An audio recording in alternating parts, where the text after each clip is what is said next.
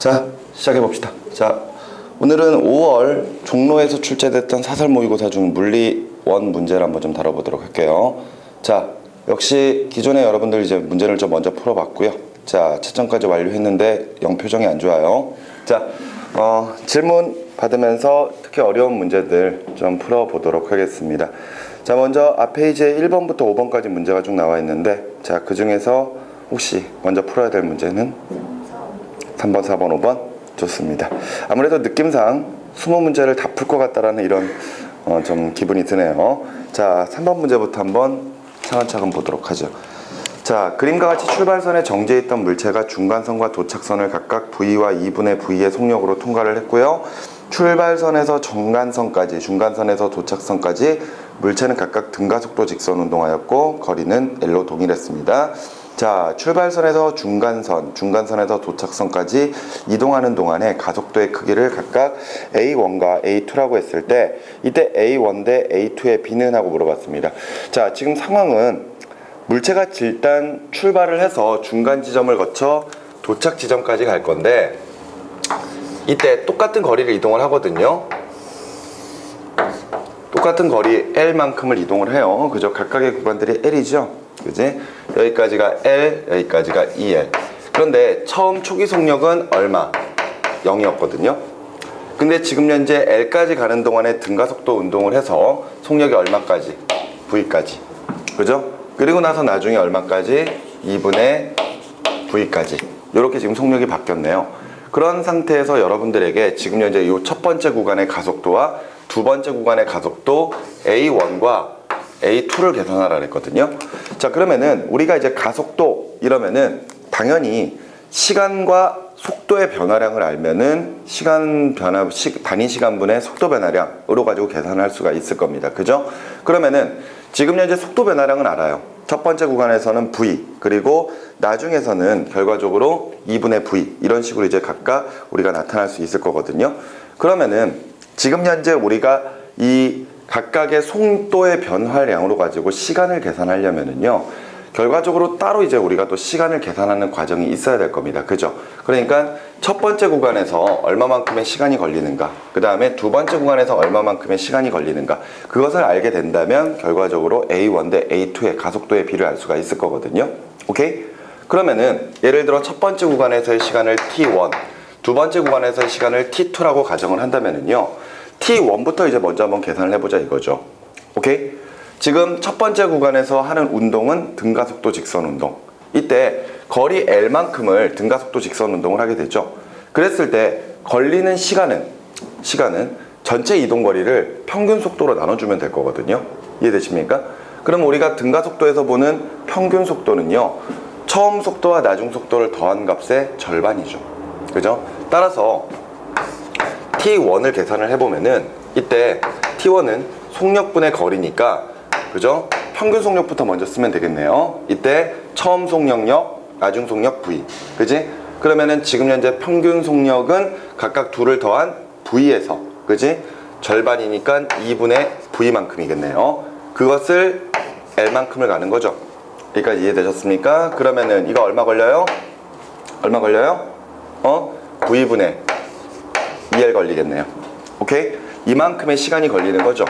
자, 마찬가지로 똑같은 방법대로 T2의 시간을 한번 계산해보자 이거죠. 그러면은 T2는 하고 정리를 해보면은 처음 속력 V, 그리고 나중 속력 2분의 V.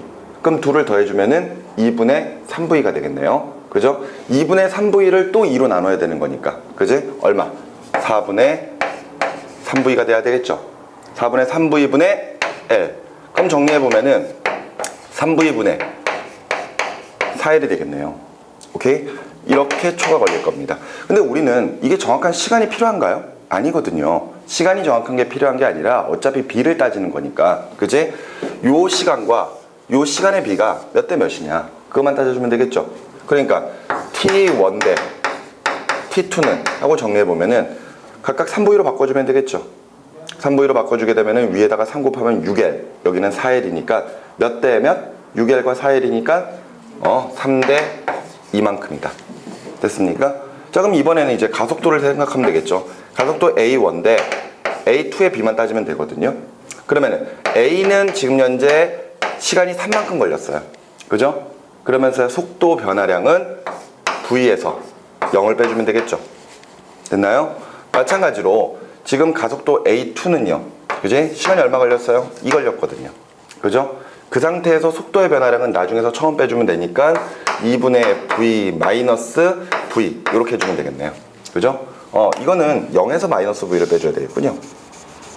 속도의 변화량이니까 나중에 처음 V 마이너스 0 맞네. V 마이너스 0. 그죠? 나중에서 처음 빼는 거. 그러면은 정리를 해보면은 다시 3분의 V 대. 그죠? 요거 정리해보면은 2분의 마이너스 2분의 V가 되겠죠. 어차피 가속도 지금 현재 우리는 플러스 마이너스 값이 중요한 게 아니라 가속도의 비를 따지는 거니까 그지? 마이너스를 빼버리고 정리를 해보면은 요거 정리했을 때 얼마 된다? 4분의 V가 된다. 됐습니까? 그러니까 가속도의 비는 몇 대 몇? 가속도의 비는 몇 대 몇? 4대 3이다. 이렇게 결론을 내릴 수가 있겠네요. 여기까지 무슨 말인지 이해가 되시나요? 이렇게 해서 우리가 이 3번 문제의 답은 4대 3, 5번으로 이제 체크를 할 수가 있을 겁니다. 근데 선생님이 지금 풀었던 방법은요. 어차피 가속도 계산할 때 시간을 알고 속도의 변화량을 안다면은 우리가 이렇게 계산할 수 있다라는 거거든요.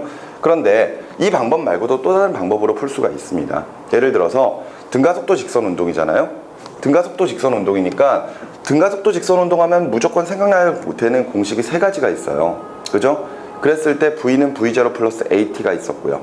그 다음에 이동거리 S는 V0T 플러스 2분의 1 AT의 제곱이 있죠. 그리고 마지막 세 번째 두식을 연립해서 만든 EAS는 V제곱 마이너스 V0 제곱이 있거든요. 오케이? 그러면은 거기에서 어차피 첫 번째와 두 번째 공식은 시간이 있어야지만 계산할 수가 있는 거니까 똑같은 과정을 또 반복하게 되잖아요. 아무 의미가 없거든. 그런데 마지막 세 번째 공식인 EAS는 V제곱 마이너스 V0 제곱 이 공식을 가만히 좀 생각을 해보면은 어차피 얘네들 이동거리 똑같지 않습니까? 그죠? 둘 다 첫 번째 구간과 두 번째 구간에서 둘 다 L만큼의 거리를 가고 있는 거니까 S의 거리가 똑같아요. 어차피 이는 또 상수잖아요. 맞죠? 그렇다면은 결과적으로 A 가속도는 나중 속력의 제곱에서 처음 속력의 제곱을 뺀 거 요거에 비례할 수밖에 없잖아요. 그죠? 그렇다면 굳이 시간 계산하지 않고 A1은 결과적으로 나중 속력 V의 제곱에서 빼기 처음 속력 0의 제곱해주면 되겠죠. 그리고 마찬가지로 A2 같은 경우에는 나중 속력 얼마? 2분의 V의 전체 제곱 마이너스 처음 속력 V의 제곱 이렇게 계산을 해서 B를 따져보셔도 역시 똑같이 4대 3이 나올 겁니다. 무슨 말인지 되시나요? 편한 방법 아무거나 쓰셔도 돼요. 그런데 일단 원래 가속도 하면은 단위 시간분의 속도의 변화량으로 계산하니까 기본적인 과정은 이 과정으로 진행을 해주시는 게 좋습니다. 왜냐하면은 지금 문제에서는 단순히 가속도의 비만 물어봤지만 예를 들어서 시간의 비를 물어보고 그지? 그런 다음에 가속도의 비를 물어보는 경우가 있거든요. 그런 경우에는 뭐 시간 계산하는 게 먼저 좋겠죠. 그죠? 이렇게 해서 3번 문제를 2가지 방법으로 풀 수 있으니까 편한 방법대로 한번 풀어보시기 바라요. 오케이? 둘 중에 뭐 생각한 게 있었나요? 첫 번째 거? 계산을 잘못했나 보군요. 그죠? 자, 그러면 4번으로 한번 가보도록 하겠습니다. 자, 그림은 질량 M인 비행기가 활주로에 착륙하려고 속력 3V에서 일정하게 감속하여 하강하다가 속력 V가 되는 순간 수평으로 등속 직선 운동을 했고요. 다시 속력이 일정하게 증가하여 속력 2V로 상승하는 모습을 나타낸 것. 하강하는 구간과 상승하는 구간에서는 모두 등가속도 직선 운동을 했으며 세 구간에서 비행기의 이동 속도는 모두 같습니다. 자, 그랬을 때 이에 대한 설명으로 옳은 것만을 보기에서 있는 대로 고른 것을 했고 단 비행기의 방향은 순간적으로 바뀔 수 있다라고 가정을 했네요. 뭐 이렇게 포물선 운동을 한다든가 뭐 그런 것은 아니라 갑자기 비행기가 날아가 팍 꺾이는 거죠. 그치? 이런 식의 운동이 가능하다라고 이야기를 했습니다. 뭐 상식적으로는 불가능한 현상인데 문제를 풀기 위해서는 어쩔 수 없이 이렇게 만들어 놓은 것 뿐이네요. 그죠? 자, 그러면은 설명으로 옳은 것 찾아라 했고 먼저 기억에 비행기가 각 구간을 통과하는데 걸리는 시간의 비는 하고 물어봤습니다. 그런데 이거 가만히 생각을 해보니까 아까 우리 3번 문제 풀었던 거랑 비슷한 것 같은데요, 느낌상? 그렇지 않습니까? 볼까요? 지금 4번 문제 상황을 좀 보세요. 처음에 속력이 얼마였어? 처음에 속력이 3V였죠?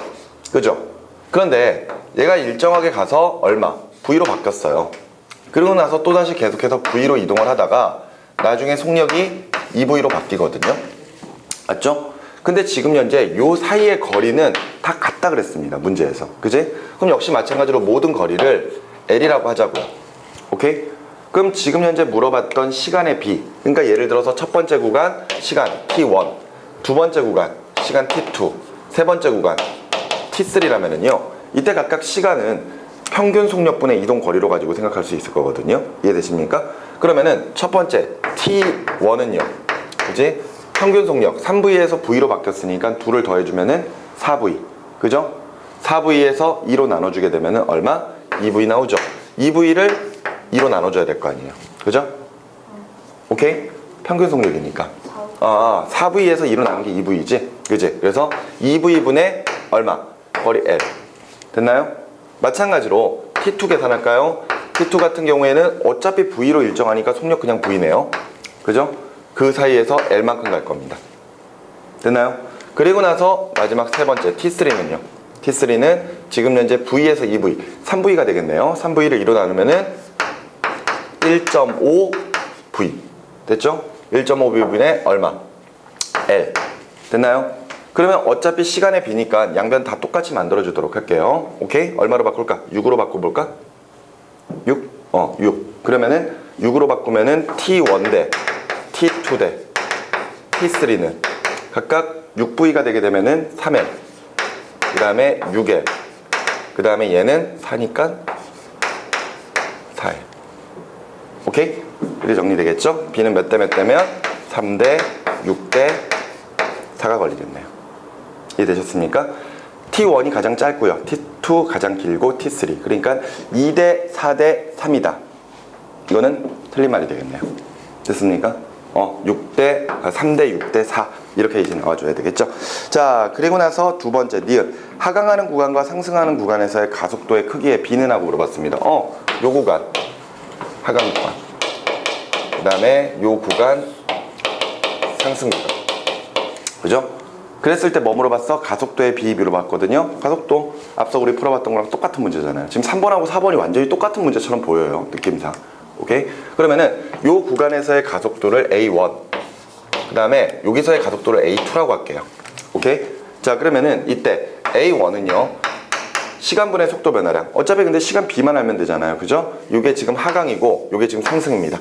그러면은 이때 가속도는 시간분의 속도 변화량, 시간 3분의, 그지? 나중 속도 V에서 처음 속력 3V를 빼주면 되겠네요. 맞죠? 따라서 3분의 마이너스 2V.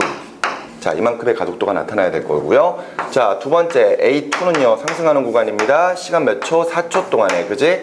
나중 속력 2V에서 처음 속력 V를 빼주면 되겠죠. 그럼 얼마? 4분의 V 이렇게 나오겠네요, 그죠? B니까 A1 대 A2는 하고 정리해보면은 3, 4, 12, 12분의 8V 마이너스 뺄게요. 그리고 나서 여기는 12분의 3V. 따라서 가속도의 B는 몇 대 몇? 8대 3이 나와야 되는 거니까 니은은 맞는 말이 되겠죠. 마지막 디귿에 비행기가 상승하는 구간에서 합력이 한 1은 2분의 3V이다 라고 되어 있네요. 자, 어차피 지금 상승하는 구간, 그러니까 요 구간인데 이때 이 물체에게 해준 일의 양은 운동에너지의 변화량과 같을 거거든요, 그죠? 운동에너지의 변화량과 같으니까 얘가 뭐 순간적으로 상승을 하는 거예요. 그림에서는 지금 현재 약간 좀 높이 차이가 있는 것처럼 보이지만 어찌됐건 딱 순간적으로 바뀌면서 속력이 바뀐 거거든요. 오케이? 그러니까 결과적으로 해준 일의 양은 결과적으로 운동 에너지의 변화량으로 달라졌다, 이렇게 정리를 하셔도 크게 문제는 없을 것 같습니다. 그러니까 나중 운동 에너지에서 처음 운동 에너지를 빼주면 되겠죠. 그러면은 자, 해준 합력이 해준 일의 양은 운동 에너지의 변화량이니까 자, 2분의 1 M 나중 속력 2V의 전체 제곱 마이너스 처음 속력 V의 제곱, 이렇게 정리해 주시면 되겠네요. 따라서 얼마 나와요? 2분의 1 M에다가 4V의 제곱 마이너스 V제곱이니까 여기다가 3V제곱을 곱해줘야 되겠네요, 그죠? 따라서 2분의 3 MV제곱이다. 그러면 디귿 맞는 말이 되겠죠. 되셨습니까? 자, 답을 니은과 디귿 두 가지로 풀어주시면 돼요. 3번하고 4번이 왜 똑같지, 문제가? 이렇게 두 번 풀었으면 다음엔 틀릴 일이 없겠네요. 자, 계속해서 한번 5번으로 가보도록 할까요? 자, 그림 가와 나와 같이 물체 A, B가 실로 연결되어 각각 등가속도 운동을 하고 있고요. A와 B의 질량은 각각 M과 4M이고 가에서 A는 마찰이 없는 수평면을 따라 운동하고 있습니다. 이에 대한 설명으로 옳은 것만을 보기 위해서 있는 대로 고른 것은 하고 물어봤네요. 자, 상황 지금 우리가 알고 있는 뉴턴의 운동 법칙을 모두 다 적용하고 있는 바로 운동 방정식이죠. 그죠? 자, 5번 같은 상황은요. 지금 현재 이런 식의 두 물체가 실과 연결돼서 이렇게 되어 있고요. 위에 있는 물체가 A, 아래에 있는 물체가 B죠. A는 질량이 M, 그리고 B는 4M입니다. 그죠?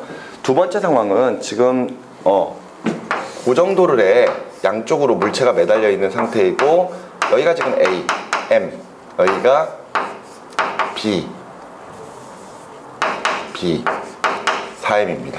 그럼 뭐 두말할 것도 없이 지금 현재 A 첫 번째 상황 같은 경우에는 B가 아래 방향으로 4mg만큼의 힘을 받을 거예요. 그래서 각각 끌려가게 되겠죠. 그지? 그래서 뭐 중력과 속도는 뭐 특별히 G라고만 나와 있으니까 그러면 여기에서 이제 두 물체는 각각 아래 방향, 요 방향으로 각각 가속도 운동을 하기 시작을 하겠죠. 그러면은 첫 번째 구간에서 나타나는 가속도 A는 하고 정리를 해보면은 질량분의 힘이니까 두 물체의 질량의 합 얼마? 5m을 그죠? 4mg로 끌고 가고 있는 거네요. 맞죠? 따라서 얼마? 5분의 4g다. 이렇게 이제 정리할 수가 있을 겁니다. 됐습니까? 자, 근데 이 두 번째 상황 같은 경우에는요. B가 아래로 내려오고 A가 위로 끌려 올라갈 거거든요. 그런데 이때 A도 아래 방향으로 중력 mg를 받을 거고요. B도 아래 방향으로 4mg만큼의 중력을 받을 거거든요. 그럼 이때 합력 F는 얼마? 4mg에서 mg를 뺀 3mg가 나오겠네요. 그죠? 그럼 3mg만큼의 힘으로 둘을 끌고 가야 됩니다. 둘을 끌고 가야 되는 거니까 결과적으로 이때 가속도 A는 하고 정리하면은 전체 5m의 질량을 그죠? 3mg로 끌고 가고 있는 거니까 얼마? 5분의 3g가 되겠구나. 이렇게 정리할 수 있겠지? 자, 일단 기본적인 사항들 다 좀 정리를 해 놓고 옳은 것 한번 찾아보도록 하겠습니다. 먼저 기억에 가와 나에서 B의 역학적 에너지는 감소한다 그랬습니다. 자, B의 역학적 에너지가 감소한다라고 돼 있죠. 자, 여기 상황 보시면은요. 첫 번째 상황에서는 지금 A와 B가 동시에 이제 끌려갈 건데 예를 들어 B에 있는 상황만을 좀 살펴보면은요. B가 만일 A와 연결되어 있지 않은 상태고 모든 마찰을 무시한다면은 역학적 에너지는 보존이 돼야 될 겁니다. 맞죠? 따라서 물체가 아래로 떨어지는 동안에 감소하는 위치 에너지만큼 운동 에너지가 증가해 줘야 되거든요. 맞죠? 그런데 지금 이 상황에서 A를 끌고 가다 보니까 오케이? 감소하는 위치 에너지의 일부가 A가 가지게 되는 운동 에너지로 전환이 돼야 되거든요. 근데 어찌됐건 얘네 A와 B를 하나의 물체라고 본다면은 전체적인 역학적 에너지는 일정해야 됩니다. 오케이? 그런데 이때 A는 수평면 상태에서 움직이면서 높이의 변화는 없는데 대신에 뭘 가져요? 가속도를 가지죠.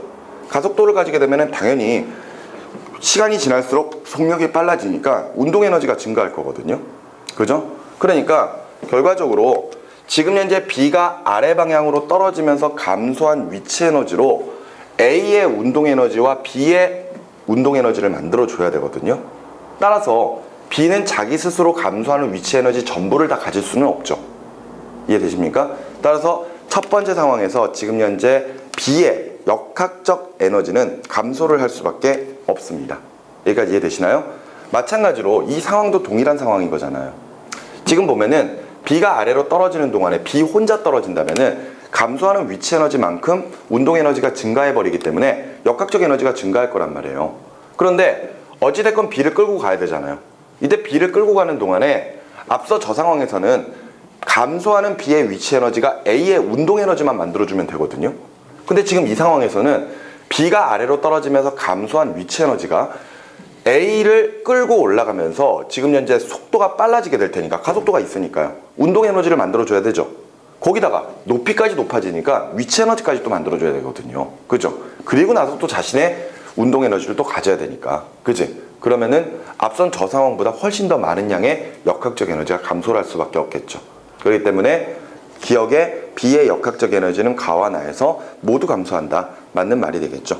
오케이? 그 다음에 바로 니은으로 넘어갑니다. 가와 나에서 A의 가속도 크기의 비는 하고 물어봤어요. 5분의 4지, 5분의 3지니까 당연히 4대 3이 돼야 되니까 니은 맞는 말이 되겠죠. 됐나요? 자, 디귿에서 나에서 A가 H만큼 운동하는 동안 운동 에너지의 증가량은 2분의 1 mgh다 그랬거든요. 지금 가의 상황이죠. 가의 상황에서 거리를 얼마만큼 갈 거라고요? 네? 나에서 H만큼 운동하는 동안. 그러니까 쉽게 말해서 요만큼 올라가는 거죠. H만큼 올라가는 동안 지금 현재 가지는 운동 에너지의 증가량은 하고 물어봤거든요. 아까 선생님이 잠깐 좀 이야기를 했었는데 B가 아래로 떨어지면서 감소하는 위치 에너지가 뭘로 전환돼야 된다? A의 운동 에너지 그리고 A의 운동 에너지, A의 위치 에너지 그리고 B의 운동 에너지. 오케이? 그러면은 식을 한번 좀 정리를 해볼까요? 결과적으로 감소하는 B의 위치 에너지 UB라고 합시다. 오케이? 이게 뭘 만들어야 된다고요? 뭘 만들어야 돼? 감소된 거야. 그러면은 A가 가지는 뭐의 운동 에너지? KA. 그죠? 그리고 증가한 위치 에너지. 그리고 증가한 B의 운동 에너지로 전환이 돼야 됩니다. 얘가 H만큼 올라갔으면은 당연히 얘가 H만큼 떨어졌겠죠. 그죠? 그러면 감소한 위치 에너지는 mgh니까 4mgh가 되겠죠. 오케이? 그리고 나서 KA의 운동 에너지는요. 지금 현재 얼마로 바뀌어야 돼? 얼마로 바뀌면 운동 에너지는 속력이 어차피 둘이 동일하게 갈 테니까 그제? 가속도가 이만큼이라서 속력이 똑같이 둘이 속력이 바뀔 거니까요. H만큼 올라갔을 때 속력을 V라고 가정을 한다면은 운동 에너지는 2분의 1 mV의 제곱이겠네요. 됐죠? 그리고 나서 플러스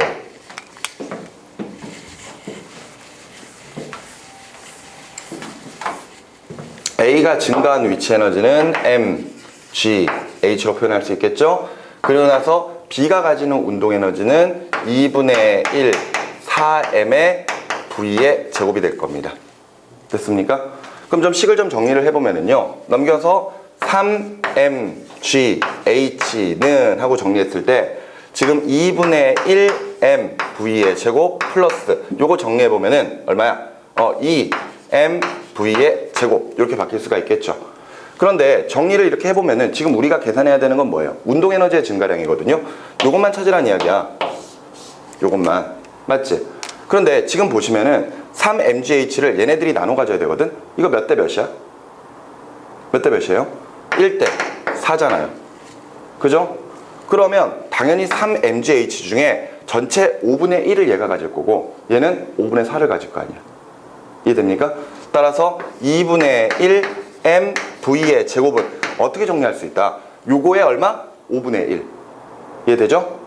오케이? 1대 4니까 전체적인 에너지의 5분의 1을 얘가 가지고 5분의 4를 얘가 가지고 따라서 2분의 1 mv의 제곱은 3mgh의 5분의 1이니까 그지? 얼마다? 5분의 3mgh이다. 이렇게 정리할 수 있겠죠. 됐나요? 그래서 디귿의 2분의 1 mgh다. 틀린 말이 됩니다. 됐습니까? 이렇게 해서 5번 문제는 기억과 니은만 맞겠네요. 됐죠? 이것도 기존에 굉장히 자주 풀어보던 유형 중에 하나예요. 자주 나오던 유형 중에. 됐지? 좋습니다. 자, 이렇게 해서 지금 현재 5번 문제까지 또 풀었고요. 자, 계속 넘어가 볼까요?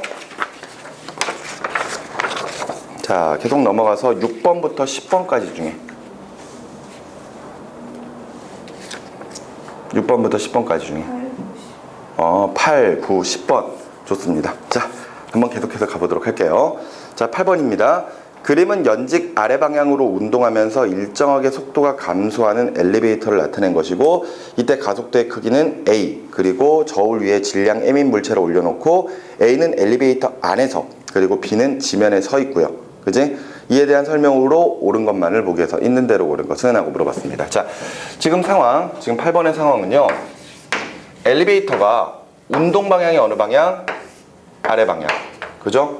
운동 방향은 아래 방향이에요. 그런데 가속도의 방향이 어느 방향? 가속도의 방향이 위의 방향. 됐습니까? 근데 지금 이 안에 질량 M인 물체가 놓여 있거든요.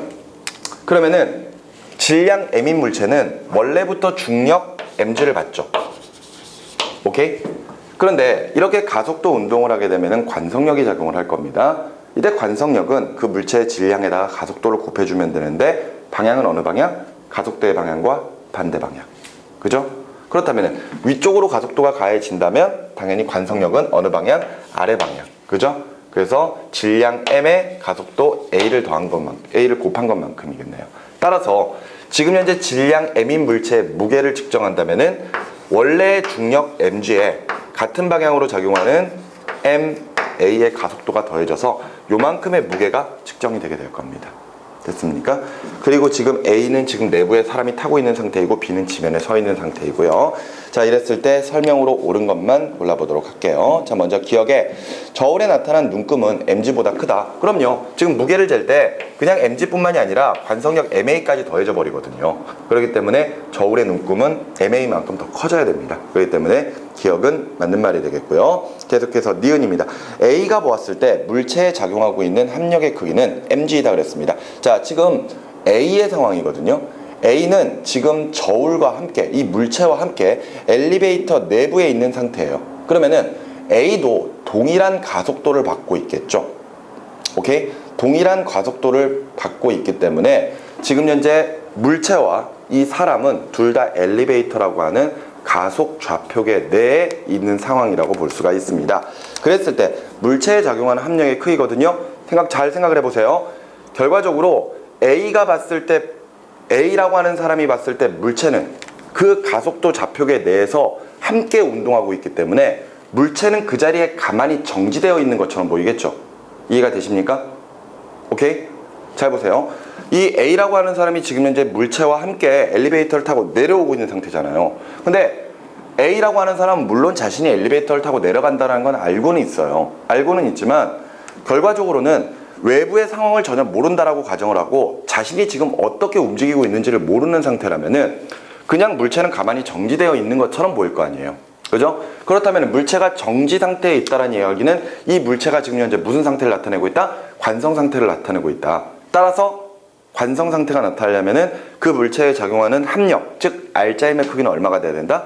0이 돼야 된다는 이야기가 되겠죠. 그렇기 때문에 니은의 합력의 크기는 mg이다. 이거 틀린 말이 되겠죠. 여기까지 무슨 말인지 이해가 됩니까? 그러면은 디귿에 B가 보았을 때 물체에 작용하는 합력의 크기는 mg이다. 오케이? 그랬을 때 자, 지금 현재 ma이다. 그러면은 지금 이 사람 B는 지면에 있는 상태이거든요. 오케이? B는 이제 물체가 지면에 있는 상태예요. 그러면은 앞서 A 같은 경우에는 가속 좌표계 내에 있는 사람이 봤고 물체가 정지 상태에 있다라고 봤거든요. 오케이? 그리고 나서 지금 현재 B는 지면에 있는 상태이니까 지금 관성 좌표계 내에 있는 상황입니다. 완전한 관성 좌표계. 오케이? 그렇다면은 그 관성 좌표계 내에서는 그 사람에게는 관성력이 전혀 작용하지 않아요. 그죠? 관성력이 전혀 작용하지 않으니까 그 물체에게는 당연히 분명히 힘이 작용을 하게 될 거거든요. 이때 그 물체에게 작용하는 힘, 즉 지금 B의 상황을 다시 그림으로 좀 그려봐 줘야 되나?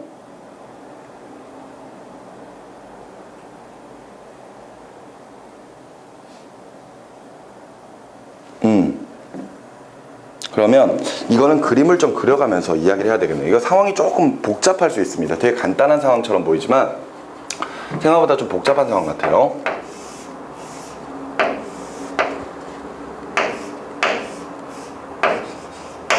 자, 지금 엘리베이터 내에 질량 m이라고 하는 물체가 놓여 있습니다. 그리고 지금 바깥쪽에 B라고 하는 사람이 있어요. 그러면은 이 B라고 하는 사람이 봤을 때 지금 현재 이 딱 상황이라면은 지금 이 물체도 역시 마찬가지로 정지되어 있는 상태인 거죠. 맞죠? 물체가 쓱 내려와서 여기까지 딱 왔을 때 순간적으로 이 물체를 본다면은 이 물체는 정지되어 있는 것처럼 보이게 될 거거든요. 근데 계속해서 이제 움직이고 있는 상태인 거죠. 그지? 계속해서 움직이고 있지만 이 물체는 계속해서 지금 이 지점에 딱 붙어 있어야 되거든요. 그러려면은 물체가 떠오르면 안 된다는 이야기잖아요. 그죠?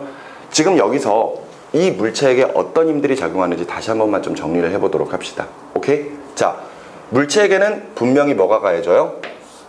중력, mg가 가해지죠. 그런데 이 물체가 지금 현재 저 지면을 누르고 있는 힘, 그러니까 요 엘리베이터의 바닥을 누르는 힘은 얼마가 돼야 돼요? mg에다가 플러스 ma만큼인 거죠. 얘가 더 크네. 맞지? 그러면 이때 mg에서 mg만큼으로 지구가 이 물체를 잡아당기고 있는데 물체는 관성력 때문에 mg 플러스 ma만큼으로 눌러져 버리게 되거든요. 그러면은 이때 이 물체는 지면을 누르는 알짜 힘이 생겨버리겠죠. 그 알짜 힘이 얼마? 알짜 힘이 얼마? ma만큼일 겁니다. 오케이? 그러면은 이때 이 ma만큼으로 눌러주게 됐을 때 당연히 이 물체는 지면을 누르는 힘의 반작용으로 생기는 수직항력이 나타나게 될 거거든요. 근데 이 수직항력은 결과적으로 이 크기와 동일해야 되겠죠. 여기까지 이해가 되시나요? 이게 결과적으로 이 물체가 작용하고 있는 순수한 합력이 되는 거죠. 오케이? 그러니까 다시 한 번만 좀 정리를 해보면은요, 이 사람 같은 경우에는 관성력이 전혀 작용하고 있지 않은 상태고 이 내부에서 상황은 좀 다른 거잖아요. 이 내부에서는 원래 물체에게 mg만큼의 중력이 작용을 합니다. 그리고 나서 지금 현재 관성력 때문에 이 엘리베이터의 바닥, 그러니까 쉽게 말해서 저울을 mg 플러스 ma만큼으로 눌러주게 되는 거죠. 오케이? 그랬을 때 지금 현재 mg보다 mg 플러스 ma는 ma만큼 크기 때문에 아래 방향, 그러니까 지금 현재 ma만큼의 합력이 생기게 돼요. 그랬을 때 지면을 누르는 힘의 반작용으로 생기는 수직항력의 크기도 ma랑 완전히 동일해야 되거든요. 따라서 이 사람이 보는 B에게 작용하는 힘은 순수하게 ma밖에 없는 거고 그 방향은 지금 현재 움직이는 방향과 반대 방향인 수직 방향으로 우리가 생각을 해볼 수가 있습니다. 그렇기 때문에 지금 디귿에서 B가 보았을 때 물체에 작용하고 있는 합력의 크기는 ma이다. 이거 맞는 표현이에요. 그다음 옳은 것은 기역과 디귿 두 가지인가요? 답을 5번으로 체크를 해주시면 되겠습니다. 좀 어렵죠, 상황이. 그죠? 자, 그럼 계속해서 9번으로 좀 넘어가 보도록 할게요. 자, 9번입니다. 그림 가는 지표면으로부터 각각 다른 높이에서 각각 직선 경로로 속력이 증가하면서 올라가고 있는 우주선 A와 B, 그리고 나는 우주 공간을 비행하고 있는 우주선 C를 나타낸 것이고 매 순간 A와 B의 속력은 같으며 새 우주선의 엔진 추진력과 질량은 완전히 동일한 상태입니다. 그리고 나서 이에 대한 설명으로 옳은 것만을 보기에서 있는 대로 옳은 것은 하고 물어봤는데, 자, 먼저 기억에 A가 연료를 미는 힘에 대한 반작용으로 우주선은 가속된다. 그렇죠. 그지? 이건 너무나 당연한 이야기죠. 이게 A가 연료를 미는 힘, 땅을 밀어줄 거란 말이에요. 연료가 땅을 미니까 그 반작용으로 우주선이 지구를 미니까 그 반작용으로 지구가 우주를 밀어줘서 우주선이 위로 올라가고 있는 상태인 거죠. 이거는 작용 반작용의 대표적인 예입니다. 그렇기 때문에 기억은 맞는 말이 되겠고요. 니은 A와 B의 가속도의 크기는 서로 같다. 자, 어찌됐건 동일하게 밀어서 얘네들이 올라가는 거잖아요. 문제에서 얘네들 추진력과 질량은 동일하다 그랬거든요. 그죠? 그러니까 결과적으로 지금 현재 가 같은 경우에는 지면에 거의 맞붙어 있는 상태이고 B 같은 경우에 지면에서 약간 떨어져 있는 상태잖아요. 그런데 어찌됐건 밀어주는 힘의 반작용은 거리랑은 상관이 없거든요. 지면이랑은. 오케이? 어차피 중력도 지금 다 무시하고 있고요. 그러니까 어차피 밀어주는 힘이 동일하니까 밀려 올라가는 힘도 동일한 겁니다. 오케이? 높이의 차이가 있다고 해서 지면까지의 거리가 높다 낮다고 해가지고 또 추진력이 커진다 작아진다 이런 건 아니에요. 알겠어요? 학생들이 가끔 지면에 붙어 있으면 더 세게 확 밀지 않을까요? 아니요, 똑같아요. 오케이? 추진력이 똑같아요. 엔진이 미는 추진력이 똑같으면은 밀려 올라가는 힘도 동일합니다. 그러니까 올라가는 힘 동일하고 그러면서 질량도 동일하니까 A와 B는 둘 다 가속도가 같은 상태가 돼야 되겠죠. 그렇기 때문에 니은 맞는 말이 되겠고요. 디귿에 C는 공기가 없으므로 추진력을 얻을 수 없다 그랬는데 아니에요. 공기가 없는 공간에서도 추진력은 얻을 수가 있습니다. 오케이? 그럼 우주선이 움직일 수 없을 거 아니야. 우주 공간 내에서. 그죠? 그렇기 때문에 디귿은 틀린 말이 되니까 옳은 것은 기역과 니은 두 가지로 체크를 해주시면 되겠습니다. 됐나요? 그러니까 꼭 공기를 밀어야지 움직이는 건 아니잖아요. 그죠? 연료를 뒤로 분사함으로써 결과적으로 그 연료가 우주선을 밀어주는 힘이 생기기 때문에 결과적으로는 우주 공간에서도 우주선이 추진력을 얻을 수가 있겠죠. 답을 기억과 니은 두 가지로 체크해 주시면 되겠고요. 자, 10번으로 계속 갑니다.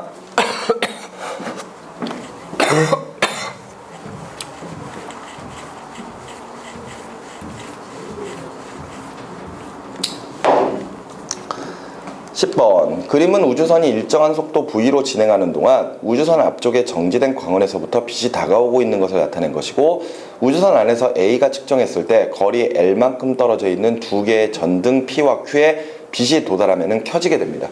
이랬을 때 관찰자 A는 우주선 안에서 그리고 관찰자 B는 우주선 밖에 있고 이에 대한 설명으로 옳은 것만을 보기 위해서 있는 대로 고른 것을 했어요. 자, 10번 상황이 이런 상황이죠. 자, 우주선이 앞쪽으로 V의 속력으로 날아갑니다. 그런 상태에서 여기에 광원이 있어요. 광원에서 빛이 빵 쏴진 거죠. 그죠? 근데 지금 내부에 전등이 있는데 여기에 있는 전등이 P, 여기에 있는 전등이 Q 이렇게 돼 있는 거죠. 이때 빛은 우주선 내부로 들어갈 수 있다 그랬으니까 우주선 빛이 쭉 와가지고 착 도달하게 되면 빛이 따다닥 켜지겠네요. 맞죠? 그리고 나서 또 하나가 지금 현재 P와 Q 사이의 거리는 뭐다? L이다. 이런 식의 조건들 알려줬네요. 자, 설명으로 옳은 것 한번 가보도록 하겠습니다. 먼저 기억. P와 Q 사이의 거리는 B가 측정했을 때 L보다 작다. 자, 내부에 타고 있는 사람이 누구? A. 그죠? 그리고 지금 현재 지면에 서 있는 사람이 B. A가 측정했을 때 거리가 L이에요. 그죠? 그리고 나서 B가 측정하는 것을 나타낸 거거든요. 우리 이 물체가 일정한 속력으로 움직이고 있는 상태에서는 당연히 특수상대성 이론을 생각을 해야 될 겁니다. 맞죠? 이때 특수상대성 이론에서 길이 수축이라고 하는 과정은 누구에게 일어나는 거였나요? 어느 관찰자? 지면에 있는 관찰자에게서 길이 수축이 나타나나요? 자, 우리 시간 팽창, 길이 수축이 있었잖아요. 그죠? 누가 봤을 때 누구의 시간이 팽창되고 누가 누구를 봤을 때 길이가 수축되는지를 이해해야 될 거 아니에요. 이때 빠르게 움직이는 관성 좌표계 내에 있는 사람이 측정한 거리가 짧아지죠. 오케이? 그러니까 지금 이 사람이 측정하고 있는 거리 L은 빠르게 움직이는 물체 내에서 측정한 거리, 고유길이거든요. 오케이? 근데 지금 B의 입장에서는 지금 굉장히 빠른 속도로 진행을 하고 있는 거잖아요. 그죠? 그러면은 이때 지금 현재 예를 들어서 외부에 있는 사람이 이거 상황 잘 보셔야 됩니다. 지면에 정지해 있는 사람이 예를 들어서 이 우주선이 여기서부터 여기까지 갈 때 뭐 L'까지 간다 이거죠. 그러면 이 사람이 봤을 때는 이게 지금 고유 길이가 되는 거지. 정해진 길이. 그런데 이때 내부에 있는 사람이 우주선이 요만큼 지나갈 때 측정하는 거리는 지금 현재 L'보다 길이가 짧게 측정이 됩니다. 여기까지 이해가 되시나요? 그러니까 빠르게 움직이는 물체 내부의 사람이 그 물체 안에 있는 관찰자가 측정한 거리가 짧아지는 현상이 벌어지는 거예요. 오케이? 그런데 지금 이 상황에서는 B가 이 L을 측정할 거거든요. 근데 A가 지금 P와 Q 사이의 거리를 L로 측정을 하고 있어요. 그럼 이게 고유 길이란 말이야. 그러면은 지금 B의 입장은 우주선과 반대 방향으로 매우 빠른 속도로 진행을 해버리는 거죠. 여기까지 이해가 되시나요? 그러면 B가 측정했을 때 이 L의 거리는 당연히 길이 수축 때문에 짧아지는 현상이 벌어지겠죠. 오케이? 그러니까 누구를 대상으로 보느냐가 굉장히 중요한 겁니다. 특수상대성 이론에서는. 오케이? 빠르게 움직이는 관찰자가 측정한 거리가 짧아지는 거거든요. 그러니까 지금 현재 A가 측정한 거리 L 자체가 고유 길이가 되는 거고 이때 B가 측정했을 때는 B가 반대 방향으로 매우 빠르게 움직이니까 우주선 자체 길이가 수축을 해버릴 거거든요. 오케이? 그러니까 당연히 그 거리가 짧게 보이겠죠. 그래서 L보다 작다. 맞는 말이 되겠습니다. 니은에 A가 측정할 때 P가 켜지고 그 다음에 C 플러스 V 분의 L초 후에 Q가 커진다라고 되어 있는데 이게 지금 가만히 상황을 살펴보니까 빛이 이렇게 쭉 와서 이게 딱 도달을 했을 때 이후에 여기까지 가는데 걸리는 시간을 지금 물어보고 있는 거잖아요. 그런데 광속은 항상 C로 어떻다? 일정하다. 그러면 V의 속력으로 움직인다고 해서 빛의 속력이 이거 두 개 더한 것만큼 또는 뺀 것만큼으로 바뀔까요? 더한 것만큼 뺀 것만큼 바뀔까? 아니거든. 무슨 말인지 알겠어? 빛의 속력은 항상 일정하거든요. 오케이?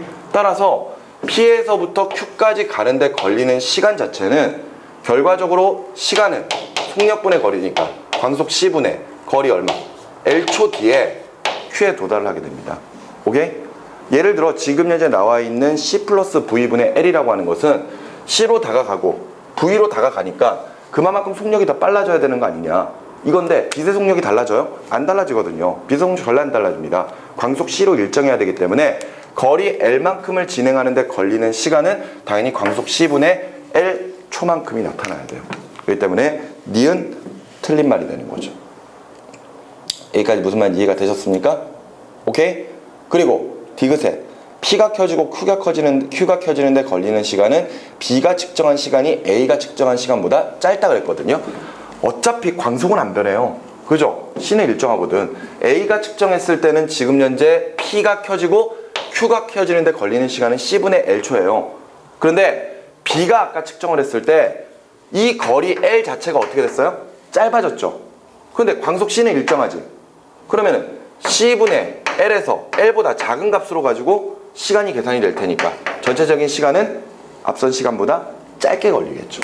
그렇기 때문에 옳은 것은 디귿, 틀렸으니까 기억만 체크를 해주시면 되겠습니다. 이해되셨어요? 좋습니다. 여기까지 보시고 잠깐 쉬었다가 계속하도록 하겠습니다. 자, 계속 이어서 11번부터 15번까지 중에 역시 질문을 좀 받도록 할게요. 몇 번? 몇 번? 15번. 오우, 11번부터 14번은 괜찮습니까? 좋습니다. 자, 15번 볼게요. 자, 그림은 태양을 한 초점으로 하는 원궤도를 따라 공전하는 행성 A와 태양을 한 초점으로 하는 타원궤도를 따라 공전하는 행성 B를 나타낸 것이고 두 행성의 질량은 서로 같습니다. B의 긴 반지름은 A의 반지름의 4배이며 A와 C점은 각각 근일점과 원일점. 이때 태양과 B를 연결한 선이 휩쓸고 지나간 면적은 A에서 B까지 이동할 때 S1, 그 다음에 B에서 C까지 이동할 때 S2를 각각 이야기하고 있습니다.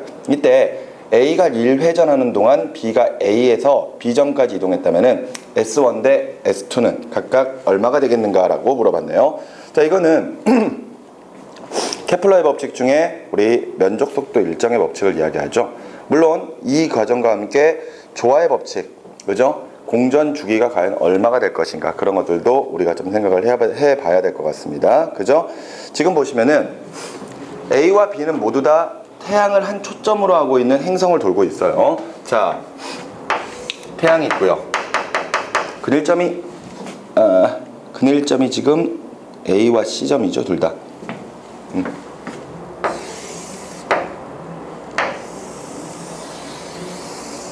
그 상태인가요? 자, 요점 A점, 요점 C점. 그 다음에 B가 여기까지.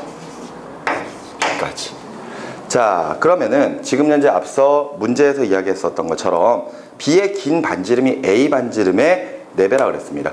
그러면은 자, 여기가 지금 예를 들어서 뭐 장반경 A다. A가 나왔으니까 A 하지 말고 이거 R이라고 할까요? R이라고 하면은 지금 현재 긴 반지름의 절반, 그러니까 C 같은 경우에는 뭐 여기까지 봤을 때 요 거리가 얼마다?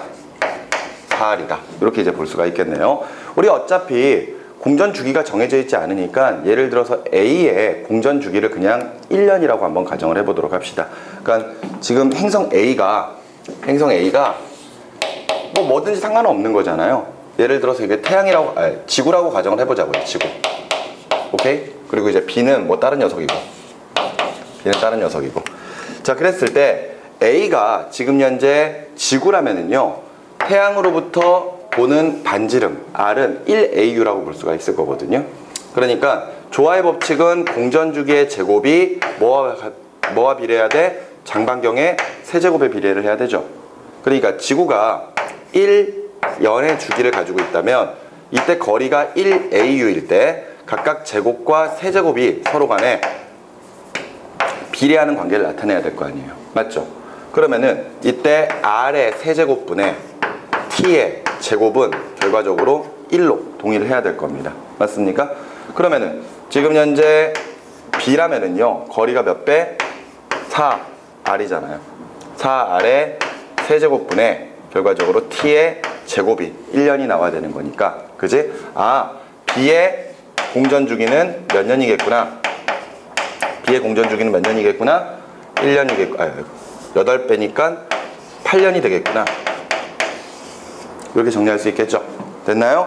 자, 그래 놓고 우리에게 지금 물어보고 있는 게 지금 각각 S1과 S2의 면적이거든요. 오케이? S1과 S2의 면적. 그러면은 지금 현재 A가 1회전 하는 동안 A에서 B까지 이동을 했대요. A에서 B까지. 그러면은 지구가 이렇게 한 바퀴 도는데 1년이 걸릴 거거든요.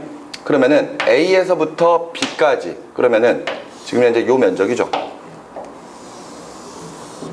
요 S1이라고 하는 요 면적이 결과적으로 1년 동안 공전을 한 거잖아요. 맞죠? 그러면은 앞서 B의 공전 주기가 몇 년? 8년. 그렇다면은 전체 면적 중에서 S1은 얼마를 돌았다? 8분의 1을 돌았다. 이렇게 이제 볼 수가 있겠네요. 됐나요? 그런데 이때 행성 B가 A 근일점에서 C까지 가는 동안, 그지? 전체 면적의 절반을 쓸고 지나가 버리는 거죠. 마찬가지로 C에서부터 A까지 돌아오는 동안 절반의 면적을 쓰고 지나가니까 지금 현재 A에서부터 C까지 요 전체 면적은 결과적으로 4년 동안 쓸고 지나가는 면적이 될 거거든요. 그러면은 나머지 부분에 해당하는 B에서부터 C까지 요 지점의 S2의 면적은 몇 년간 쓸고 지나가야 되는 면적이다? 3년간 쓸고 지나가는 면적이다. 그러면은 전체 면적이 몇 분의 몇? 8분의 3이 돼야 되겠죠? 그죠? 그렇기 때문에 A에서 B가 S1 대 S2는 몇 대 몇인가 라고 물어봤으니까 몇 대 몇? 1대 3이 나와야 되겠지? 그지? 그래서 답을 2번으로 체크를 해주시면 되겠습니다. 3점이네요. 그죠? 왜 3점인지는 잘 모르겠네, 개인적으로. 자, 됐죠? 자, 그러면 이제 넘어가서 마지막 20번까지. 16, 17, 20. 18과 19번은 괜찮고요. 좋습니다. 자, 그러면 16번부터 한번 보도록 할게요. 자, 그림은 광섬유에서 단색광이 공기와 코어의 경계면으로 각각 I로 입사되어 코어 내에서 전반사하며 진행하는 것을 나타내고 있는 것이고요. 코어와 클레딩의 굴절률은 각각 N1, N2이고 코어와 클레딩 사이에서는 전반사가 일어나는 I, 입사각의 최대값은 IL입니다. 이에 대한 설명으로 옳은 것만을 보기 위해서 있는 대로 옳은 것을 했는데, 자, 지금 이 문제는 사실 우리 이 물리 1에서 전반사가 아주 자세하게 다뤄지진 않아요. 맞죠? 근데 이 문제 자체는 전반사에 관련된 내용을 문제에 냈거든요. 지금 이게 광섬유죠. 광섬유는 크게 두 가지 구조로 볼 수가 있습니다. 자, 안쪽에 코어라고 하는 부분이 있고 바깥쪽에 클레딩이라고 하는 이런 유리섬유가 지금 덮여있는 상태이거든요. 그러니까 코어가 있고 그 바깥쪽으로 클레딩이 감싸고 있는 구조라고 생각하시면 됩니다. 그랬을 때 이제 각각의 굴절률을 N1, N2라고 이야기를 했죠. N1, N2. 근데 지금 보시면 빛이 코어 내로 이렇게 진행을 하다가 클레딩 내에서 전반사가 일어나거든요. 그죠? 우리 전반사가 일어나는 조건들을 볼까요? 전반사 조건이 있는데 그 두 가지가 첫 번째, 오케이? 느린 매질에서 빠른 매질 쪽으로 진행을 해야 됩니다. 느린 매질에서 빠른 매질 쪽으로. 이게 왜 이래야 되냐면요, 우리 이런 상황을 한번 좀 볼까요?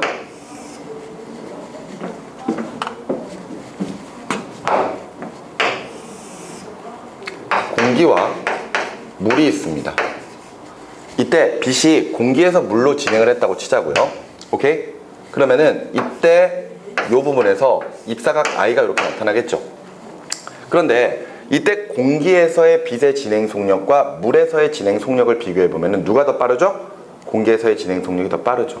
그러면은 이때 빛이 일직선으로 진행을 한다면 이렇게 진행을 하겠지만 이때 항상 느린 매질 쪽으로 약간 꺾이게 됩니다. 그러니까 이렇게 꺾이는 현상이 벌어질 거거든요. 따라서 요만큼의 굴절각 R이 나타나게 되는 거죠. 이때 공기에서 물로 입사되게 되면은 이때 입사각 I가 굴절각 R보다 더 큰 상태가 됩니다. 그러면은 이때 입사각을 키우면 굴절각은 어떻게 되죠?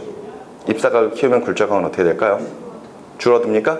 아니에요. 우리가 알고 있는 입사각, 반사각, 굴절각 세 가지 각도는요, 하나가 커지면 나머지도 다 커져야 됩니다.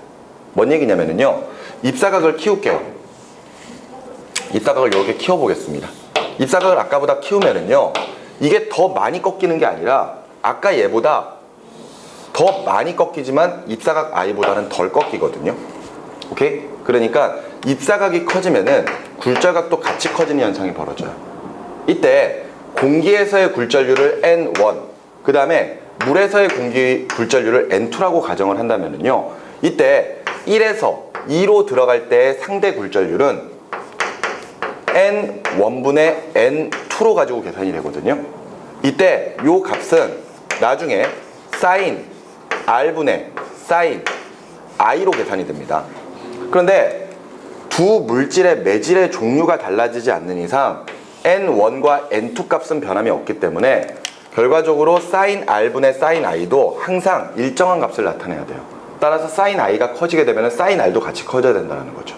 무슨 말인지 여기까지 이해가 되시나요? 그래서 입사각이 커지면 굴절각도 같이 커지는 현상이 벌어져야 돼요. 근데 이때 입사각을 아무리 키워도 굴절각 자체가 90도보다 항상 작을 수밖에 없거든요. 오케이? 그러니까 어떤 상황이라도 공기에서 물로 입사를 하게 되면은 항상 반사되는 녀석이 있고 굴절되는 녀석이 생길 수밖에 없다라는 겁니다. 그런데 그와 반대로 예를 들어 위쪽에 공기, 아래가 물이 있는데 이번에는 반대로 물에서 공기로 입사를 시켜보자 이거죠. 오케이? 그러면 빛이 이렇게 진행을 하다가 여기서 이제 입사각 I가 이렇게 나타날 거거든요. 그랬을 때 직진한다면 이렇게 직진하겠지만 느린 쪽으로 꺾이게 되니까 이렇게 꺾이는 현상이 벌어지거든요. 그래서 이만큼의 굴절각 R이 나타나 버리는 거지. 그럼 이 경우에는 입사각보다 굴절각이 더 커지는 현상이 벌어진단 말이죠. 그러면은 입사각을 키우면 굴절각도 같이 커지겠죠. 입사각을 키워볼게요. 입사각을 키워보다 보면은 언젠가 굴절이 90도로 일어나는 순간이 생겨버립니다. 그때 요 입사각 I를 우리가 임계각 I, C라고 표현을 해요. 알았어? 근데 문제에서는 전반사가 일어날 때 입사각을 I, M이라고 하고 있는 거죠. 그죠? 근데 이때 요 각도를 우리가 이제 임계각이라고 표현을 하게 되는데 이때 전반사가 일어나는 조건은 입사각이 정해져 있는 임계각보다 조금이라도 크면은 무조건 100% 반사 없이 굴절만 일어날 수 있는 조건으로 바뀌어버리게 돼요. 알겠죠? 그래서 느린 매질에서 빠른 매질로 진행을 해야지만이 전반사가 일어날 수가 있습니다. 오케이? 그런데 여기에서 이제 굴절률이라고 하는 것은요, 항상 굴절률에다가 속력을 곱했을 때 항상 일정한 값을 나타내야 되거든요. 따라서 진행 속력이 빠르면 빠를수록 굴절률은 어떻다? 작습니다. 오케이? 그러면은 예를 들어 느린 매질과 빠른 매질이 있을 때 느린 매질의 굴절률과 빠른 매질의 굴절률은 둘 중에 누가 더 크다는 이야기예요. 느린 매질이 더 커야 된다는 이야기죠. 오케이? 여기까지 무슨 말 이해가 됩니까? 따라서 지금 현재 코어와 클레딩 사이에서 전반사가 일어날 수 있다는 것은 이때 굴절률이 N1이 느린 매질이고, 그지? N2가 빠른 매질이 되는 거니까 결과적으로 N1이 더 N2보다 크다, 이렇게 볼 수가 있는 거겠죠. 이해되셨나요? 그 다음에 두 번째 조건이 입사각이 정해져 있는 임계각 IC, 그러니까 문제에서는 IM이라고 돼 있죠. 얘보다 무조건 커야지만이 전반사 조건이 가능합니다. 됐습니까? 요 지금 내용을 알고 있어야지 이 문제를 조금 적용을 해 나갈 수가 있을 것 같아요. 오케이? 자, 상황을 한번 좀 볼까요? 지금 보시면 여기에 지금 딱 여기 여기 각도가 이 임계각이 세타로 지금 입사가 됐네요. 그죠? 그 전에는 공기 중에서 약간 빛이 꺾이는 현상이 벌어졌죠? 그렇게 얘 꺾였고 여기가 지금 I 됐나요? 그럼 잘 생각해봐. 그림 잘 생각해봐. 여기가 지금 바깥쪽이 공기예요. 공기에서 코어 쪽으로 들어간 거잖아요. 맞죠? 그러면은 이때 이렇게 들어간 거니까 결과적으로 이게 뭐다? 이게 뭐다? 입사각이다. 이해됐습니까? 그러면 이렇게 입사가 됐으니까 지금 현재 이 각도가 뭐가 되는 거야? 이 각도가 굴절각이 되는 거지. 여기까지 이해가 되니? 굴절각 R이에요. 오케이? 그러면 여기가 90도니까 오케이? 여기가 지금 각도는 이거 다 더해가지고 90도가 돼야 되잖아요. 그죠? 그러면은 지금 여기에서는 이 각도가 얼마다? 90 마이너스 R이다. 이렇게 정리할 수 있지. 이해가 돼요? 자, 그리고 나서 90 마이너스 R이다. 뭐 이렇게 정리할 수 있겠네. 그리고 나서 어찌됐건 세타에서 지금 전반사가 일어났어요. 오케이? 자, 그러면은 설명으로 옳은 것 하고 물어봤습니다. 기억에 입사각 I가 정해져 있는 IM, 그러니까 최대값, 이게 임계각이 아니라 최대값이군요. 아닌데? 전반사가 일어나는 입사각의 최대값. 맞네. 그 임계각을 뜻하는 거 맞네요. 그 임계각일 때 사인 세타는 n1분의 n2를 나타낸다 라고 되어 있습니다. 요거 지금 앞서 이야기했던 것처럼 임계각 조건을 이야기하고 있는 거거든요. 임계각 조건. 근데 보세요. 아까 선생님이 이런 공식을 하나 좀 적었었습니다. 이게 지금 n1에서 n2 쪽으로 가는 거잖아. 맞지? 이해돼요? 지금 여기서 이렇게 가서 이렇게 나오는 거잖아. 맞지? 그러면 이때 n1에서 n2로 갈 때 상대 굴절률을 n12라고 표현을 하거든요. 그럼 n12는 하고 정리하면은 n1분의 n2 이렇게 표현할 수 있습니다. 그런 다음에 요게 이제 사인 r분의 사인 i로 정해지거든요. 오케이? 그런데 지금 요 상황에서 지금 전반 i가 im일 때 최대값일 때 그 말인즉슨 지금 현재 임계각 상황이라는 이야기거든요. 맞죠? 임계각. 자, 그림 다시 그려드릴게요. 요 상황인 거예요. 자, 여기가 지금 n1이고 여기가 지금 n2예요. 알겠죠? 그러면 빛이 요렇게 입사가 된 겁니다. 요렇게 입사가 된 거예요. 그랬을 때 법선 그리고 여기가 지금 입사각인데 입사각이 얼마라고? 입사각이 im. 됐어? im. 아니. 지금 여기에서는 im 기억 보고 있는 거거든요. 오케이? 이해가 되니? 한번 써봐. 문제가 맞지? 맞아. 지금 문제 약간 좀 이상해요. 여기 지금 i를 보는 게 아니라 여기 보고 있는 거야. 알았어? 문제 봐봐요. 문제에서 보면은 그 그림 바로 위에 코어와 클레딩 사이에 전반사가 일어날 때 i의 최대값은 하고 물어봤잖아. i의 최대값은 im이다라고 돼 있잖아요. 그러니까 요거 세타값 지금 이야기하고 있는 거야. 세타값. 알겠어? 이게 아니라 여기 보는 게 아니라 I의 최대값이면 뭐가? i의 코어와 클레딩 사이에 전반사가 일어나는 i의 최대값. 이게 임계각을 뜻하는 거란 말이에요. 알겠어요? 여기 지금 본다는 거야 지금? 이게 아니야. 여기가 코어고 여기가 클레딩이니까. 알았니? 다시 한번 정리하자. 문제에서 코어와 클레딩 사이에 전반사가 일어나는 i의 최대값은 하고 물어봤거든요. 그지? 그러니까 맞지 않니?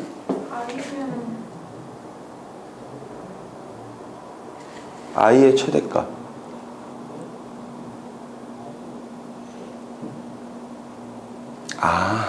맞네. 내가 잘못 생각하고 있었네. 맞지? 맞아. 너 말이 맞다. 요게 요거구나. 근데 어차피 똑같은 의미 아닌가? 여기가 i잖아요. i로 어떻게 빛을 쐈을 때 im이 되면은 그때부터 전반사가 일어난다 이거잖아. 전반사가 일어나면은 요 세타 값이 뭐에 도달했다?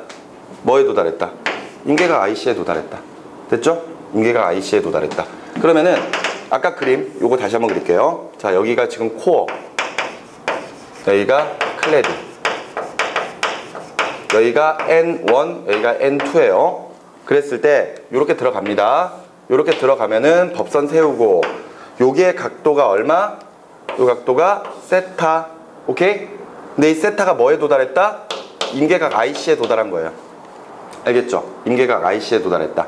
그러면은 이때는 전반사 조건에서 얘가 지금 90도로 지금 전반사가 되고 있는 거라고 보시면 돼요. 굴절되고 있는 상태. 그러면은 자, 여기다가 넣어보면 되겠죠? 여기다가. 그러면은 이때 사인 R은 사인 90이죠. 그죠? 그리고 사인 I는 사인 세타. 이렇게 넣어주면 될 거 아니야. 근데 사인 90은 얼마예요? 1이잖아요. 사인 90은 1이니까 따라서 정리해보면은 사인 세타는 하고 정리하면은 뭐분의 뭐? n1분의 n2 이렇게 정리할 수 있겠지. 됐지? 그렇기 때문에 기억에 n1분의 n2이다. 맞는 말이 되는 거죠. 됐습니까? 그 다음에 니은 볼게요. i가 im보다 작을 때 코어와 클레딩의 경계면에서 전반사가 일어난다라고 되어 있는데 볼까요? 이게 지금 최대값이 im이에요. 그럼 i가 im보다 작아진다면은 예를 들어서 이렇게 작아지는 거죠. 이렇게 작아지는 거죠. 이렇게 작아지게 되면은 im보다 작아지는 거 맞지? 작으면은 지금 현재 얘가 작아졌을 때 굴절각 r은 어떻게 되죠? 작아져요. 맞습니까? 굴절각 r은 작아지는데 선생님이 좀 전에 세타 값을 어떻게 표현할 수 있다? 세타 값을 세타는 90-r이라고 표현할 수 있다 그랬잖아요. 그러니까 r이 작아지게 되면은 세타가 커지겠죠. 됐나요? 따라서 아까 우리 im 상태에서 전반사가 일어날 수 있었거든요. 그러면은 이때 요 각도가 세타, 정해져 있는 세타일 때 이 i 값, 입사각의 크기를 작게 만들어주면은 도리어 세타 값이 커지는 현상이 벌어져 버리기 때문에 당연히 전반사가 일어날 수 있는 조건이 되겠죠. 오케이? 그래서 니은 맞는 말이 되겠고요. 디귿에 공기에서 코어로 들어갈 때 단색광의 속력은 느려진다. 맞는 말이 되겠죠. 무슨 말인지 되시나요? 이건 뭐 당연한 거니까. 그지? 매질이 공기에서 다른 매질 안으로 들어갈 때 공기의 속력이 최대잖아요. 진공과 공기의 속력은 같다라고 보거든요. 그렇기 때문에 당연히 다른 매질로 들어가면 공기의 속력은 느려질 수밖에 없을 겁니다. 답은 기억, 니은, 디귿 5번으로 체크하시면 되겠네요. 자, 계속해서 17번으로 가면 되나요? 17번. 자, 그림과 같이 지면에 정지해 있던 질량이 10kg인 놀이기구에 연직 방향으로 일정한 힘 F와 중력이 함께 작용하여 점 P를 지날 때까지 가속되다가 P를 지난 후 중력만 작용하여 최고점 Q에 도달합니다. 이때 P와 Q의 높이는 각각 H와 4H고 이때 힘 F가 얼마냐라고 물어봤습니다. 그죠? 이거 예전에 우리 이거 비슷한 문제 풀어본 것 같은데? 그지 않니? 자, 지금 상황을 좀 볼까요? 상황을 보면은 이거 언제 풀었었지? 이거 어디서 봤더라? 이것도 사설 모의고사 같았는데? 그치? 이거 풀어봤던 것 같은데? 지표면이 있고 그 다음에 이렇게 연직 위로 올라가는 거죠. 그래서 여기까지가 P, 여기까지가 Q 그러면서 요 높이가 H 그리고 어디까지가 4H야?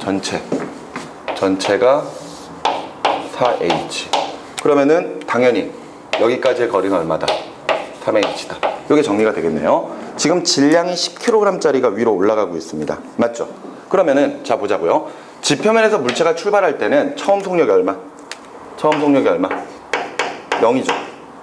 그런 다음에 예를 들어서 P점에서의 속력을 V1 그리고 Q점에서의 속력을 V2라고 했을 때 지금 현재 H만큼 올라가는 동안 힘 F를 가해주거든요. 힘 F를 가해서 지금 현재 V1은 최대 속력을 나타내게 될 겁니다. 그러나서부터 P점부터 Q점까지는 힘이 작용하지 않고 무조건 물체가 올라가는 동안에 아래 방향으로 뭐가 작용을 해요? 중력 mg가 작용을 하겠죠. 그럼 아래 방향으로 가속도가 작용하면서 속력이 느려지다가 Q점까지 올라갔다는 이야기는 Q점에서의 속력이 또 얼마다? V2가 얼마다? 0이다. 이렇게 정리를 할 수가 있겠네요. 오케이? 자, 그러니까 결과적으로 지표면에서 Q점까지 지금 현재 운동하는 동안 운동 에너지가 변화될 거 아니에요. 그죠? 이때 지표면에서 P까지 올라가는 동안 점점 속력이 빨라지는 것은 내가 해준 일만큼, 맞지? 내가 해준 일만큼이고 그 다음에 다시 P에서부터 Q까지 올라가는 동안에는 중력이 해준 일 때문에 또 운동 에너지가 변화가 되는 거죠. 여기까지 무슨 말인지 이해가 됩니까? 그러면 이때 일과 에너지의 정리에서 여기서 해준 일의 양과 그제 전체적인 운동 에너지의 변화량이 서로 같으면 될 거 아니에요. 그죠? 오케이? 무슨 말인지 여기까지 이해가 됩니까? 여기서 내가 일을 해주죠? 그럼 내가 해준 일의 양은 얼마지? 내가 일을 해준 것은 힘 F 줬잖아요. 맞죠? F를 줘서 얼마만큼 밀어줬어요? H만큼 일해줬어. 오케이? 그래서 이만큼 올라갔단 말이야. 운동 에너지 증가하겠지. 그지? 근데 결과적으로 계속해서 올라가는 동안 중력 때문에 얘는 운동 에너지가 계속 줄어들잖아요. 그래서 최고점에서는 0이 돼버리거든. 그러면은 내가 해준 일은 전부 다 뭐로 바뀌었다는 이야기죠? 중력이 해준 일로 전부 다 전환이 돼버렸다는 이야기죠. 이해가 됩니까? 내가 일을 해줬어. 에너지가 생겼을 거란 말이야. 근데 그 에너지가 어디 갔냐 이거지. 중력이 일을 해줬으니까 결과적으로 사라진 거죠. 이때 물체가 중력의 반대 방향으로 움직이고 있기 때문에 중력이 해준 일의 양만큼 에너지가 줄어들 거 아니에요. 여기까지 이해되시나요? 그럼 중력이 해준 일의 양은 얼마일까요? 중력이 해준 일의 양. 이 물체의 질량이 얼마? mg. 맞습니까? 그럼 중력이 Q까지 가는데 해준 일의 양은 mg에다가 얼마를 곱해줘야 돼요? 얼마를? 얼마? 3h 곱해야 됩니까? 아니죠. 여기다가 4h 곱해줘야죠. 왜? 여기에서부터 여기까지 올라가는 동안에도 중력은 계속해서 mg로 작용을 해요. 맞죠? 그러니까 전체적으로 올라가는 동안 중력이 해준 일의 양은 mg에다가 얼마를 곱한다? 4h를 곱한다. 근데 최종적으로 속력이 0이 돼버렸으니까 에너지가 0이 돼버린 거잖아요. 둘이 어떻다? 같다. 됐습니까? 따라서 h와 h 없어지죠. 그지? 그래서 f는 하고 정리해보면 m이 얼마? 10kg이죠. 그리고 중력 가속도 10이죠. 그지? 그러면은 10 곱하기 10에다가 곱하기 4 해주면 되는 거니까 얼마? 400 뉴턴. 이렇게 정리할 수 있겠네요. 됐죠? 그래서 답은 3번으로 체크해 주시면 됩니다. 이거 예전에 풀어봤었던 문제 같은데. 그치? 자, 그리고 나서 20번. 자, 그림은 수평팔과 수직팔로 되어 있는 구성된 팔의 모습을 모식적으로 나타낸 것이고, 수평팔의 질량은 2kg, 그 다음에 무게중심은 회전축으로부터 0.5m 지점, 그리고 회전축으로부터 1m 떨어진 손 위에 1kg짜리 물체가 올려져 있고, 0.2m 떨어진 수평팔 지점에 팔 근육이 수직팔과 연결되어 힘 F가 작용하여 수평을 유지하고 있다. 어우, 굉장히 좀 복잡한 상황이네요.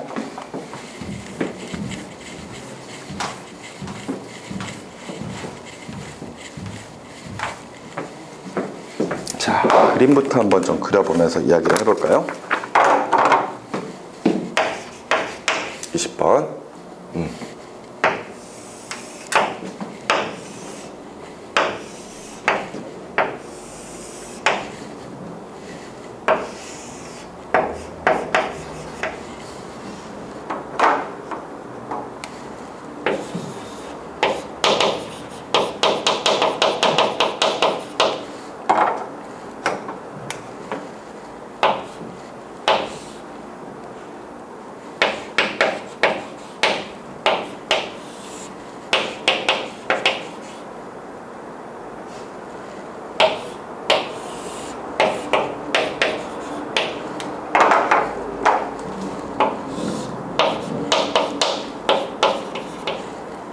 어우, 상황이 막 장난 아니네요. 그죠? 딱 보기만 해도 문제 되게 풀기 싫다 이런 생각이 딱 드네요. 그죠? 자, 그럼 설명으로 옳은 것만을 한번 가보도록 하겠습니다. 먼저 기억에 수평팔은 역학적 평형 상태에 있다라고 되어 있습니다. 보시면은요, 지금 현재 수직팔 있고 수평팔 있고 지면에 그 손 위에 1kg짜리 놓여 있고 힘 주고 있고, 근데 이런 모든 상황에서 모든 물체는 지금 현재 정지 상태죠. 그러면은 당연히 정지 상태니까 모든 힘들의 합은 결과적으로 평형 상태를 유지해야 되므로 0이 되겠죠. 그지? 그러니까 평형 상태이다. 이거 맞는 말이네요. 그 다음에 디귿. 손으로부터 물체가 받는 수직 항력의 크기는 30N이다 라고 되어 있습니다. 오케이? 자, 그러면은 지금 현재 수직 항력이라고 하는 건 뭐예요? 물체가 지면을 누르는 힘에, 그지? 그 반작용으로 생기는 게 수직 항력이잖아요. 그러면은 물체가 손을 누르는 힘은 뭐야? mg겠지. 그럼 이때 수직 항력 N은 얼마? 그렇죠. 똑같이 mg니까 질량이 얼마? 1kg. 오케이? 질량은 1kg. 그리고 중력 가속도가 10이니까 얼마? 10N이 되겠네요. 그래서 니은 맞는 말이 되는 거겠죠. 됐나요? 아, 틀렸군요. 그 다음에 디귿의 F는 3분의 200 루트 3이다. 지금 상황을 좀 생각을 해보면요, F라고 하는 힘을 비스듬하게 가하고 있거든요. 그런 상태에서 지금 얘가 밑으로 떨어져야 되잖아요. 이렇게. 그죠? 이 팔 자체가 회전축이 여긴 상태에서 지금 얘가 아래로 이렇게 내려가려고 할 텐데, 그지? 거기다가 또 1kg짜리 놓여 있으니까 그것 때문에도 더 돌림힘이 생겨지겠죠. 근데 그것을 얘가 지금 잡아 당기고 있는 상태란 말이에요. 여기까지 이해가 되시죠? 그런데 문제는 힘 F가 비스듬하게 작용을 합니다. 힘 F가 비스듬하게 작용을 하니까 결과적으로 얘를 들어 올려주는 힘은요, 수직 방향으로 작용하고 있는 FY만 가능하거든요. 오케이? 이해가 되나요? 그럼 이 FY는 F 사인 세타로 계산하겠죠. 되니? 그러면은 F에다가 60이니까 2분의 루트 3인가요? 그지? 이만큼을 곱한 것만큼밖에 쓰지를 못하고 있는 겁니다. 이해됐지? 그러면은 지금 문제에서 F는 하고 정리하라 했으니까 F를 계산해 줘야 되거든요. F를 계산을 해 줘야 되니까 지금 현재 돌림 힘부터 한번 계산을 좀 해보도록 합시다. 오케이? 돌림 힘. 이게 지금 수직 이거 상태 이만큼 F, 지금 현재 이 F 중에서 요만큼밖에 사용을 못하고 있는 거예요. 알겠죠? 그 상태에서 지금 여기에서의 돌림 힘을 생각할 거예요. 여기가 회전축입니다. 그러면은 지금 시계 반대 방향으로 돌아가려고 하는 돌림 힘들이 뭐가 있는지 생각해 보세요. 시계 반대 방향으로 돌아가려고 하는 힘. 뭐가 있습니까? 일단 물체가 있겠죠. 물체가 지금 현재 1kg이니까 거리 얼마 떨어져 있어요? 1만큼 떨어져 있죠. 그럼 무게 얼마? 무게 10N이지. 10N에다가 1m를 곱한 것만큼의 시계 반대 방향의 돌림힘이 생길 겁니다. 그 다음에 또 뭐가 있나요? 지금 얘가 수평팔의 질량이 2kg이죠. 수평팔의 질량이 2kg이고 지금 무게 중심이 회전축으로부터 0.5m지죠. 그러면은 역시 돌아가는 때 거리는 0.5만 곱하면 될 거 아니야. 그지? 그러면 이게 무게가 20N이니까 20에다가 0.5 곱하면 되겠죠. 그지? 요거 두 개 더해줍니다. 이거 지금 현재 시계 방향으로 돌아가고 있는 힘이죠. 여기까지 이해가 되셨죠? 오케이? 그런 상태에서 얘가 반대 방향을 들어주는 거잖아. 그지? 들어줄 때 그 FY라고 하는 힘이, 오케이? 얼마로 지금 떨어져 있어? 얼마 떨어져 있어? 0.2만큼 떨어져 있는 거죠. 됐나요? 이게 지금 수평을 나타내야 될 거란 말이에요. 같아야 될 거란 말이에요. 같아야지만 정지를 할 테니까. 여기까지 이해가 되니? 그랬을 때 FY는 얼마다? 2분의 루트 3F다. 이렇게 정리할 수 있죠. 자, 그럼 다시 정리합시다. 요거 10이고요. 요거 하면 10이죠. 그러면은 20은, 그지? 2분의 루트 3F에다가 곱하기 0.2에 해당하는 거니까 F는 하고 정리하면 되겠네요. 그죠? F는 하고 정리하면은 이거 아까 기억? 니은 다 틀렸지? 아, 기억 맞았구나. 그럼 이거 계산하면은 넘어가면 되겠지? 루트 3분의 40분의 2. 그러면은 이거 3분의 200 루트 3 나올 것 같은데? 맞지? 그래서 디귿 맞는 말이죠. 됐습니까? 따라서 옳은 것은 기억과 디귿. 그래서 답을 3번으로 체크해 주시면 되겠어요. 됐나요? 좋습니다. 자, 나머지 내용들은 또 질문 있으면은 또 하도록 하세요. 아시겠죠? 자, 여기까지 하도록 하겠습니다. 수고했어요.